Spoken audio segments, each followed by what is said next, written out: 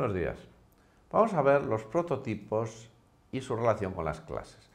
La herencia JavaScript se basa en los prototipos y todo objeto JavaScript posee un prototipo, del cual hereda sus propiedades y métodos.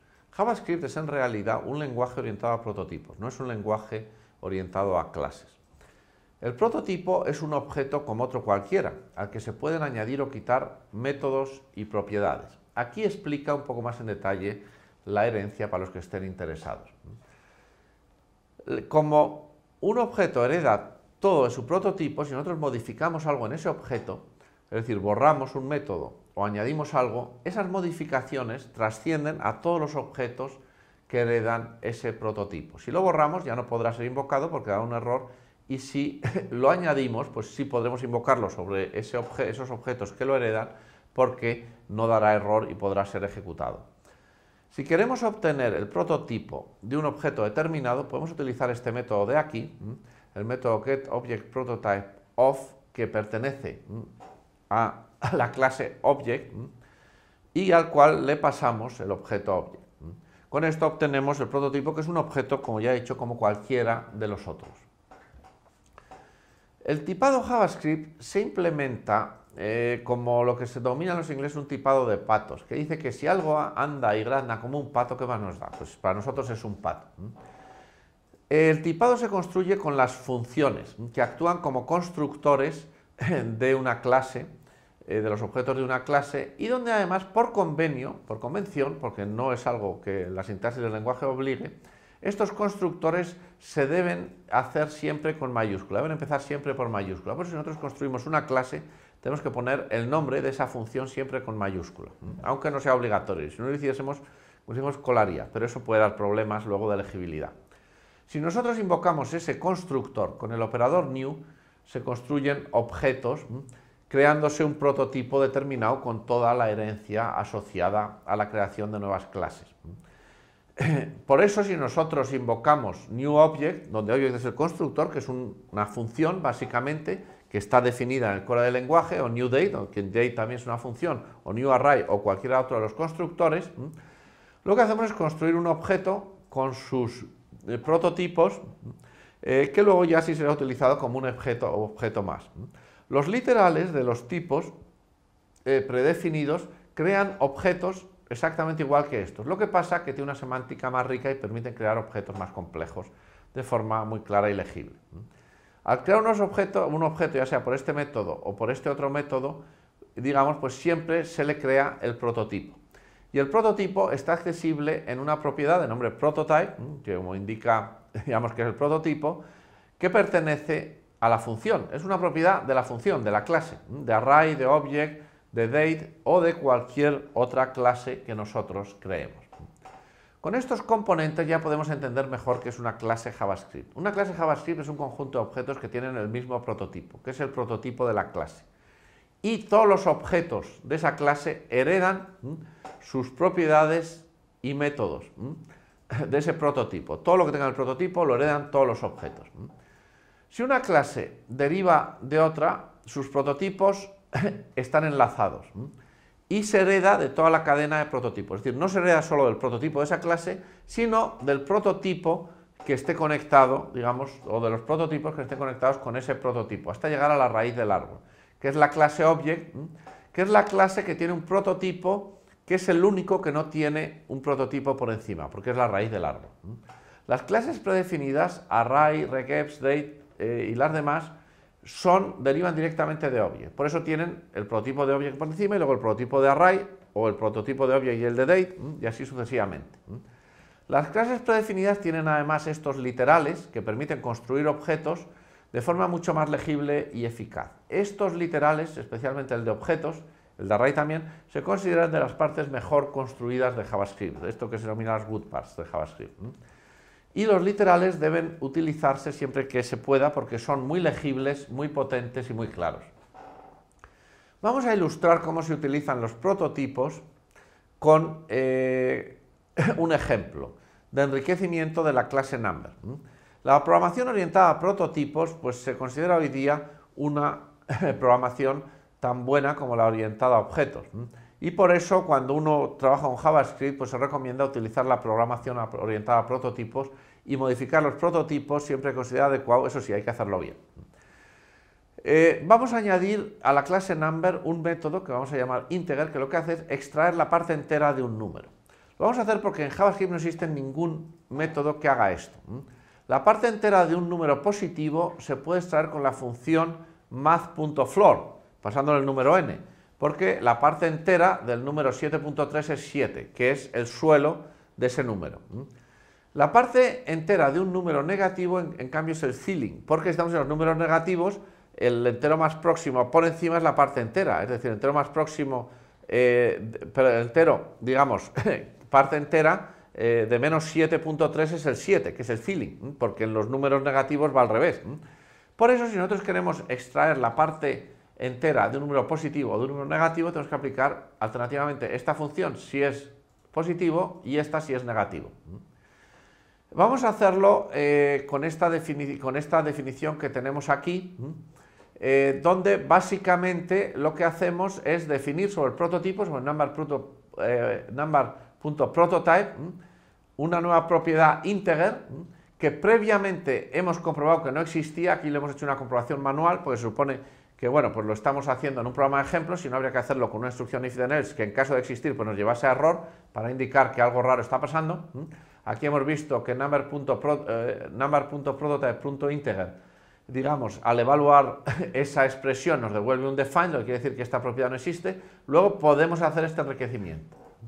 Entonces, number.prototype.integer le asignamos una función, vamos, un literal de función, que es la función math.ceiling o math.floor, que la ensamblamos con la asignación esta funcional en función de que this es el número sobre el que estamos invocando este método, sea un número positivo o negativo. Si es negativo, si es menor que 0, aplicaremos ceiling. Si es positivo, aplicamos floor. Y entonces aquí, básicamente, digamos, esta asignación condicional nos devuelve un string, el string ceil o el string floor, que, como va entre corchetes, es la notación, digamos, array, para identificar el método ceiling o el método floor de math, al que le pasamos el parámetro this, que es el número sobre el que estamos invocando el método, y por eso, digamos, esto nos devuelve el resultado de invocar la función math.ceil, el número, el 7.3 o el menos 7.3 en estos casos de aquí, sería ceiling o floor según fuese positivo o negativo, y nos devolvería el 7 o el menos 7, tal como aparece aquí. This, como ya he comentado, representa el número sobre el que estamos, o el valor sobre el que estamos invocando dicho método. Bueno, en las propiedades de un objeto hay que diferenciar entre las heredadas y las propias. Las heredadas son las que heredan del prototipo que nosotros podemos modificar, como ya hemos visto. Y las propias son las que se definen directamente como propiedades a las que asignamos un funcional en el mismo prototipo. Las propias se denominan own en inglés, y se puede saber si una propiedad es propia o heredada utilizando este método de aquí. Has own property, se le pasa aquí el string con el nombre de la propiedad y este método se aplica sobre el objeto. Y según nos dé true o false, nos dice si esa propiedad es propia o heredada. Vamos a ver un ejemplo aquí que bueno, pues se ha ilustrado con el intérprete interactivo de Node, para ver cómo funcionan estas asignaciones de propiedades propias y heredadas. Si nosotros en el intérprete invocamos object.prototype, estamos evaluando para que el intérprete nos diga cuál es el prototipo de la clase object, y nos devuelve el objeto vacío, porque representa, digamos, devuelve solo las propiedades que hemos definido directamente, es decir, las propiedades propias. Si nosotros asignamos a object.prototype, que es el prototipo de la clase object, que se referencia así, como ven, es muy simple de acceder, la propiedad x igual a 7 no existía porque no había ninguna, entonces nos creará una propiedad nueva en el prototipo de nombre x y a la que se asigna el valor 7. Esta propiedad, a partir de ahora, la van a heredar todos los objetos que creemos, de cualquier clase, porque todas las clases se heredan de la clase object. Si nosotros ahora evaluamos object.prototype, sí que nos da el objeto que tiene una propiedad x con valor 7 asignado. Esta propiedad estará aquí, en el prototipo de la clase Object. Y los objetos que creemos la heredarán del prototipo. Por eso, si nosotros aquí creamos un objeto, obj, al que asignamos el prototipo vacío, pues nos lo creará este objeto que tendrá el prototipo de la clase Object, que sí que tiene la propiedad X. Por eso, si nosotros evaluamos Object.X, nos devuelve 7, que es la propiedad esta que tiene el prototipo. Si nosotros ahora en el objeto aquí abajo creamos directamente la propiedad X igual a hola, se creará aquí una nueva propiedad, pero será una propiedad propia de Object, que sea la propiedad hola, pero la propiedad Object.prototype.x aquí arriba sigue existiendo. Si la evaluamos nos devuelve el 7, porque esta propiedad sigue existiendo aquí arriba. Esta es una propiedad propia del prototipo. Y aquí la propiedad X que tiene asignado el valor hola es una propiedad propia de OBJ. Si nosotros la borramos e inspeccionamos, nos volverá a aparecer la propiedad de arriba.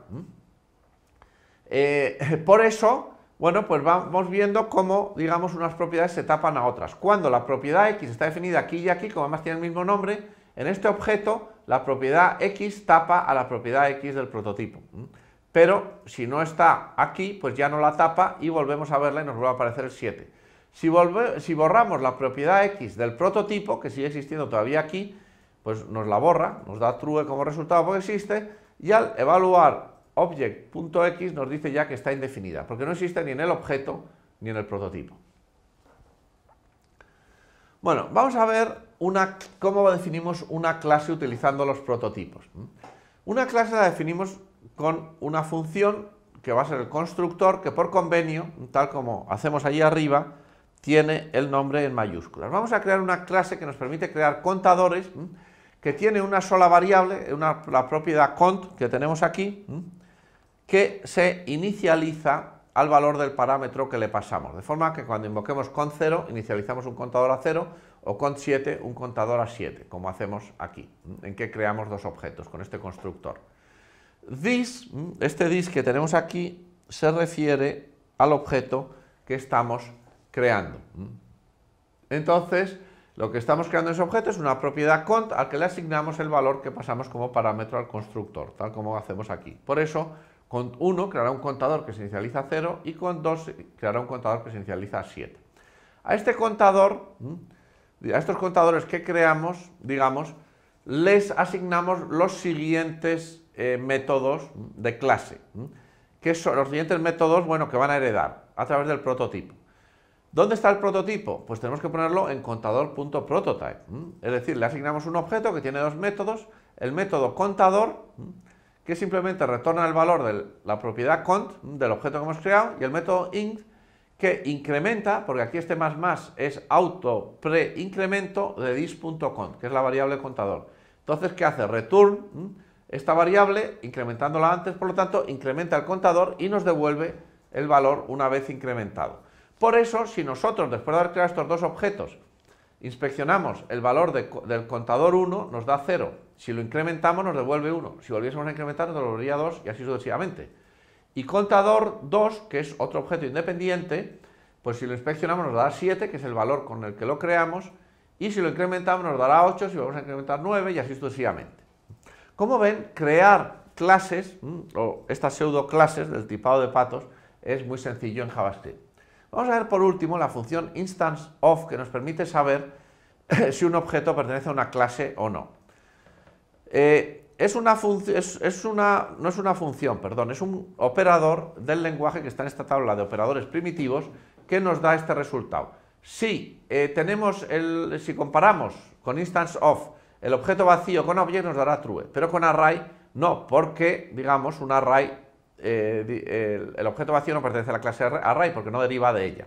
En cambio, si el array vacío sí que pertenecerá a la clase array y también a la clase object, porque array deriva de object. Lo mismo para las funciones. Si construimos la función vacía con el literal, pertenece a la clase function y también a object, porque function deriva de object. En los strings, el string vacío no pertenece a la clase string porque es un tipo primitivo, pero en cambio el string vacío ya encapsulado como un objeto con el constructor string sí que pertenece a la clase string. Muy bien, pues con esto acabamos este tema. Muchas gracias.